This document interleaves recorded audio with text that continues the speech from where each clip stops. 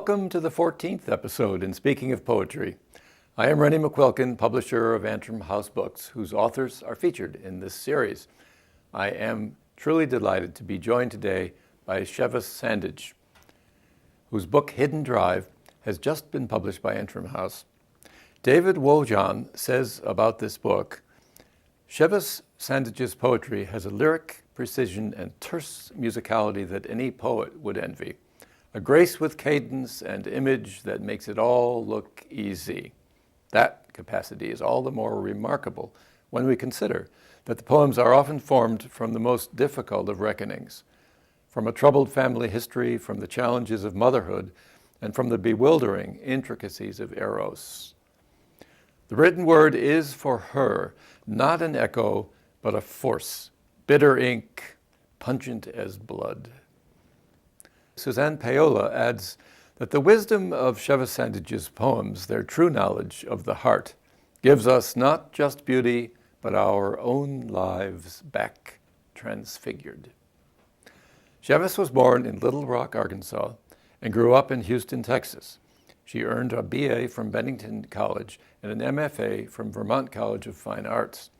She has taught at Westfield State University and currently teaches wonderful creative writing workshops in Northampton, Massachusetts, and Collinsville, Connecticut, where she lives with her wife, Vivian, and daughter, Sophie. Welcome, Chivas. Thank you, Rennie. I'm delighted to be here.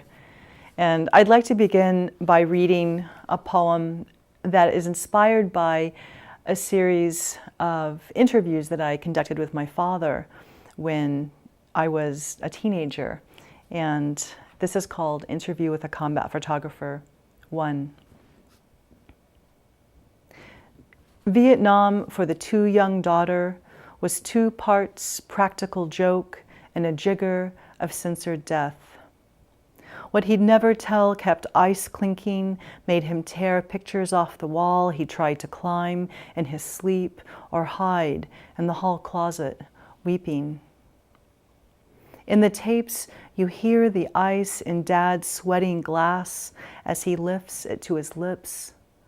Thick words accent his velvety bass voice and that laugh always waiting somewhere. I don't need tapes to hear it, even after 20 years. What I saw in his eyes, he knew it wasn't landmines twice underfoot and rice paddies or a doomed hidden liver. It was remembering in color, confiscated grainy black and whites he couldn't smuggle out or stop seeing that would take him silently in the dark of his body.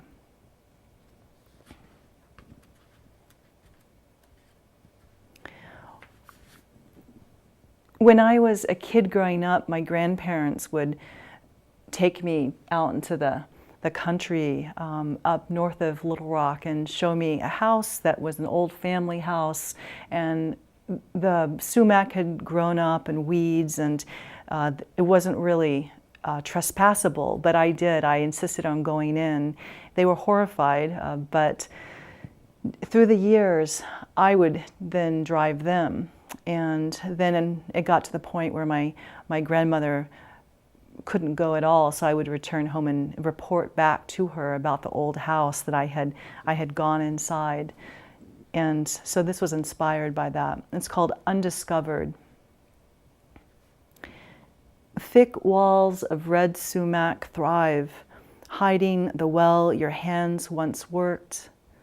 A 6-pack's worth of broken beer bottles litter all 4 rooms, but your mother's kitchen wallpaper, so intricately stained it's hard to read the buds and blooms, still hangs, or should I say peels like bark where the cast iron stove once stood, and bubbles like sunburned skin where the sink still stands, where you stood staring out the window while scrubbing pans, trying to catch a glimpse of my father playing in the wide, fenceless yard that flowed into the fields you and Grandpa farmed.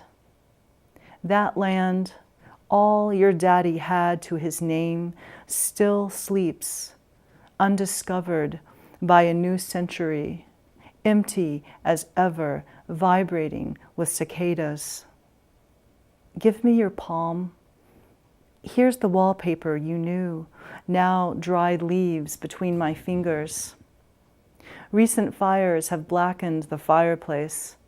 Probably kids from the next farm, only other ones to walk in the old house since the war, since the women left for the city and factories, making bullets so they could send their kids to schools with more than one room. Today I stood in that back room where your mother died, crouched right where you say she'd lain. She couldn't see the storm cellar from her little window. Didn't know my father was sneaking down to sip moonshine and put his fingers in cool butter, safe under straw. This poem is Seams, and this is one of the grandmother poems I have in this book, and it's about a dress that I lived in for a long time. Still blocks away when it began to pour at dusk, my fingers pressed thighs through a threadbare crimson hand-me-down, sewn back countless times, first by grandmother, then me, its white curling vines of miniature buds or elaborate hearts ripping at the seams. She wore it with stockings, pumps, pearls. I wore it barefoot in my 20s, a strand of worn leather doubled at my wrist. A 40s pattern, she sewed it in the 50s for a niece's quick wedding, then decades of snapshots with a brownie. Births, masses, assassinations, graduations, a war that wouldn't end until it stole a nation of boys and my father. She wore it for the drugstore and study club, lunar landings, impeachments, and hospital visits, but never a funeral. Crimson too bright, she saved it for the living. As the sudden storm came down hard, I knew Marion's old dress couldn't take the weight of rain, and I couldn't let her go, having kept her here, sewing back the last fabric of her days. Her being made a body that made this body that wore her dress one more day. Under the gas lamp next to her apple green house, two hands clutching at seams, fist tight on her memory. Her world fell away, and I let it.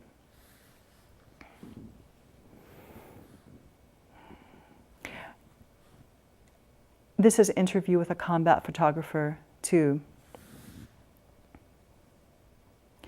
Why did you pack a black rubber bullet into your suitcase?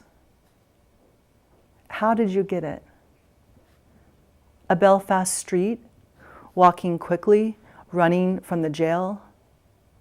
Am I to speak for the dead? This is my inheritance? 2 suitcases stuffed with puzzle pieces. Are there no instructions, no signed statement?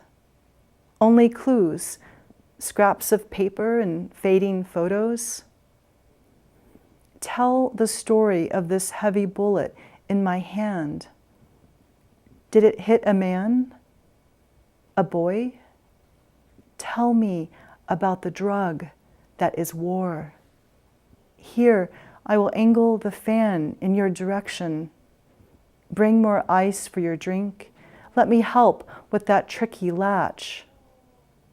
Here are some negatives. Bar napkins, a few medals. Where would you like to start? This photo, waiting for the airlift. Your bandaged bloody knee and open face. I'm not too young to hear your stories. Now I'm older than you, 8 years older than you when you died. I've seen the rubber bullets wound its tumor like a hard black plum. Dad, we have the long August afternoon. Everyone's gone. The phone's on silent. I will turn the recorder back on. Last time, I was just a kid and never asked much. That night, you asked if I was mad at you, mad at the past. I lied as you silently wept. But the only time I ever saw you cry, you had the courage to look back. Here's a fresh glass, already sweating. We are recording. Speak, Father.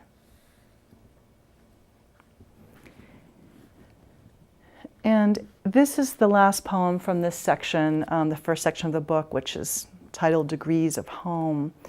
And this is from my grandmother, Opal New, and it's called Fast Water. Do you remember the time your father, she begins, tears sliding away from her eyes while she laughs, holding my shoulder for support? She grabs a wrinkled handkerchief from the pocket of her blue robe, but cannot bring it to her face. She's shaking so. Caught in time, uncontrollably happy, she cries, unable to wipe away tears or memory. I begin to laugh with her, not knowing why or how to laugh that hard, the way she does, as if a good joke is all there is. Here is a woman who lost all 3 children, 2 as babies, then my father at 38. Here is a woman who lost her husband of 25 years, then her home of as many years. Here is a woman who learned to live alone again, then learned to live with her sister again, like when they were kids. Here is a woman who taught herself how to write and eat with her right hand again, how to say the words in her head again. Here is a woman laughing like fast water that can't stop itself, laughing as if the punchline was just told for the first time ever. Now she chooses to remember Dad jumping into a pool with clothes on, or tossing water out the car window while driving to have it slap him in the face, or falling from a tree while trying to save a cat. So what if after all the heroic Vietnam acts, that was his last before dying? She chooses to laugh. Against all odds, she chooses joy.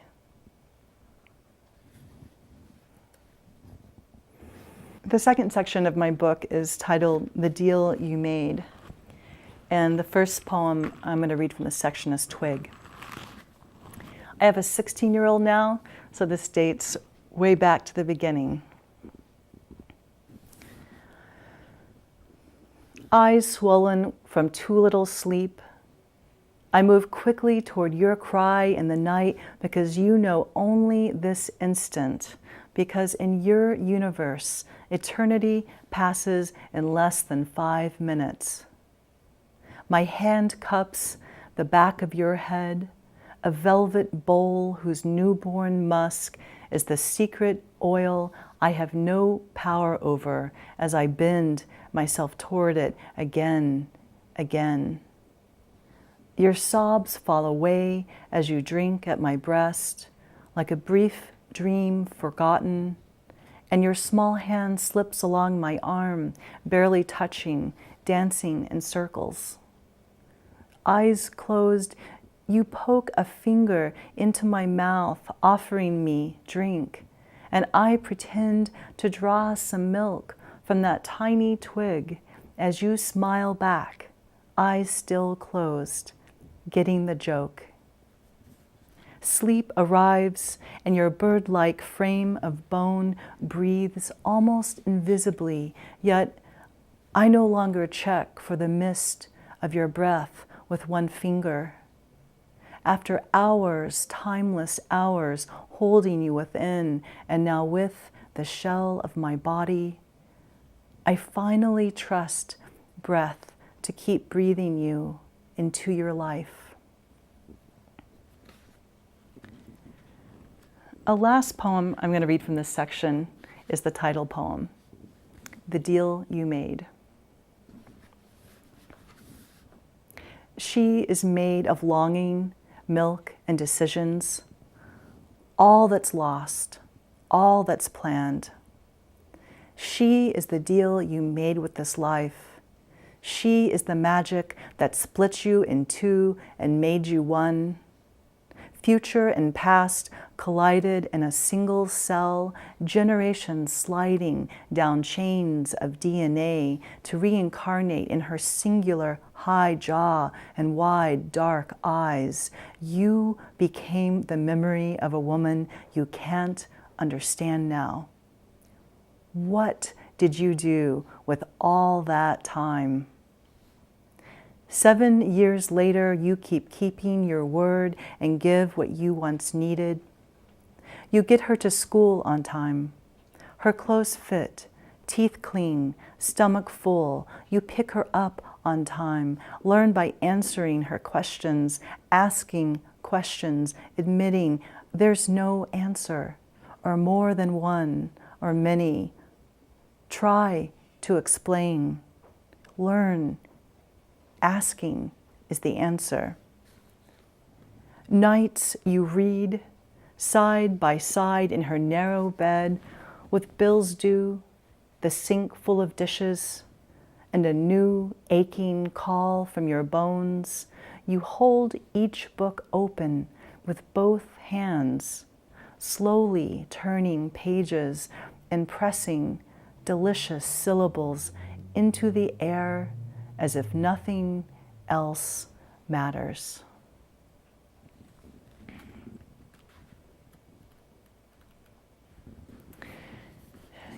So you hear a lot about same-sex marriage and not so much about same-sex divorce.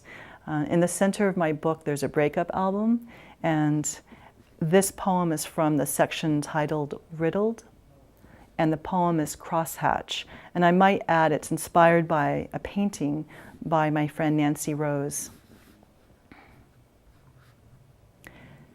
Here we are, the old argument, eyes and jaw tightening. Cut a chink in a stick for each offense. Strike 4 times, 4 straight lines. Strike once more. Cross out that set. Start again. Each line multiplies like crickets, like rain. In a dream, I arrive home to find you sitting on the porch rail, balancing and drenched in full morning light. Waking, I remember and tell you.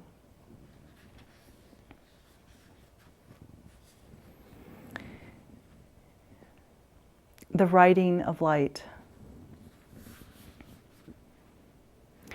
Cold green Gloucester water trembles. What can I pick up, pocket, place in a box to remember?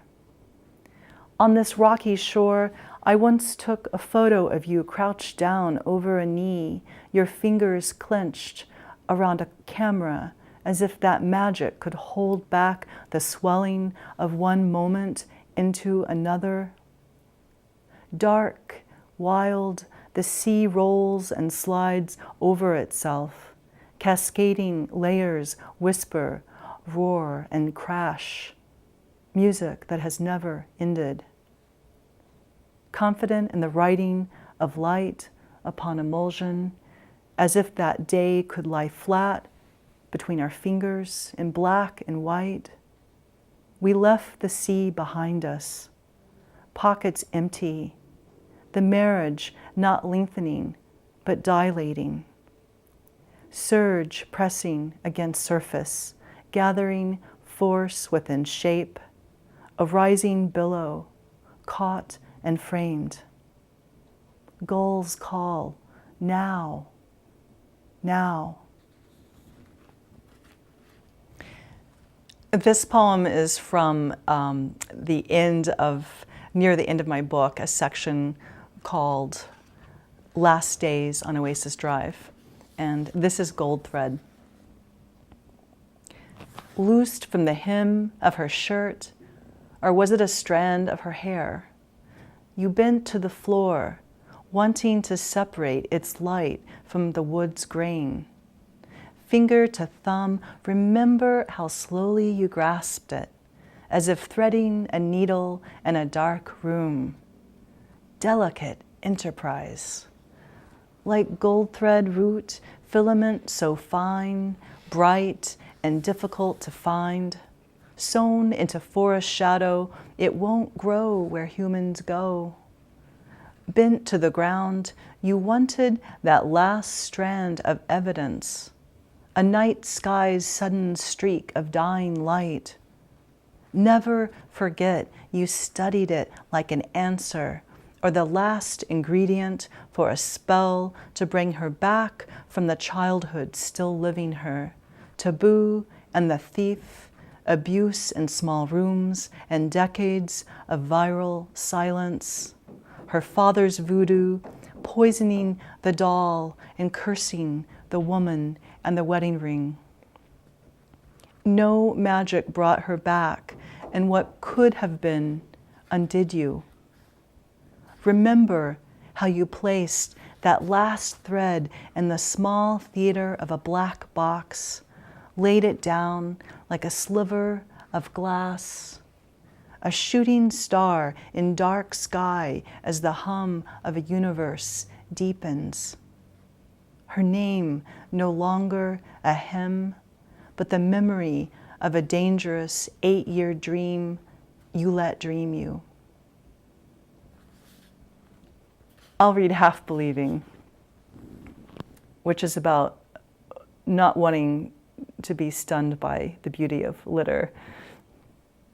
Thick August grass pricks her feet, following dusk into green shadows staining each leaf. In last light, a Sprite can's white letters and silver stripe lift out of metal to glow. Thin fallen crescents of tin moon in a nest of brush. Looks alive, she thinks, pausing on the darkening path, annoyed with a stranger who littered the only park for miles, wanting to step into a young, unlit night to crush and pocket the abandoned can. It, she says under her breath, shouldn't be beautiful. Answered by a stir in trees, like an old, scary story she half believes, as fear settles and she walks without magic in her hands on. I'm going to skip to the end of the book, and this is the title poem, Hidden Drive. The air thick and sweet with secret flowering, she runs from echoes, their words in her head. Just 10, she believes she can outrun anything. Behind the house, wood signals summer. The greens have already deepened, hiding brown bones. Her feet beat the ground, suddenly unsettling leaves, and dark birds lick the air as they lift from every branch.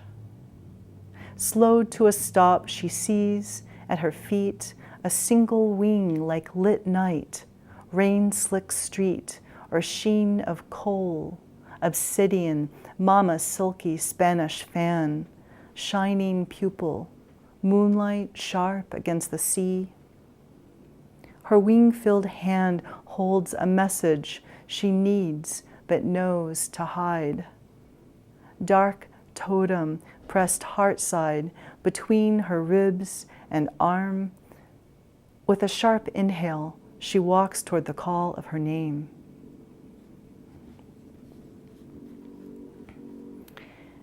The last poem in the book is titled Abundance.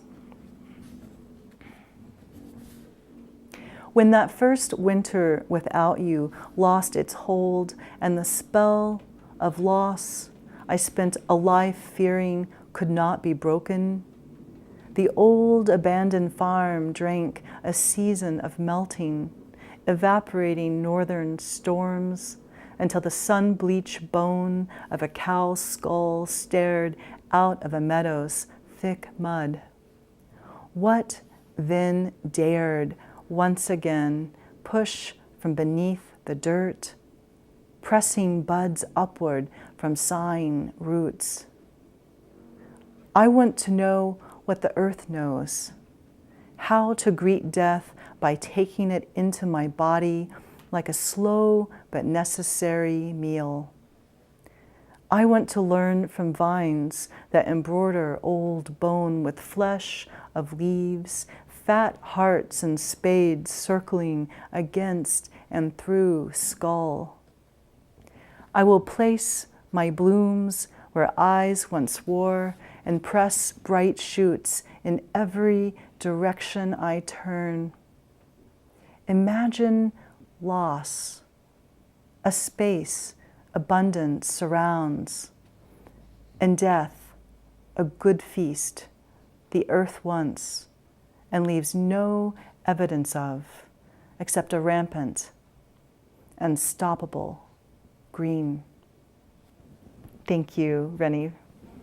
Thank you, everyone. It was a pleasure. Thank you, Chivas. That was really beautiful. I'm reminded by one of your images to say that I think the gold threads of your lines have left us with a rampant, unstoppable green in our hearts. That was really lovely. And also thanks to Ken Picard and Karen Handeville, who make this program possible.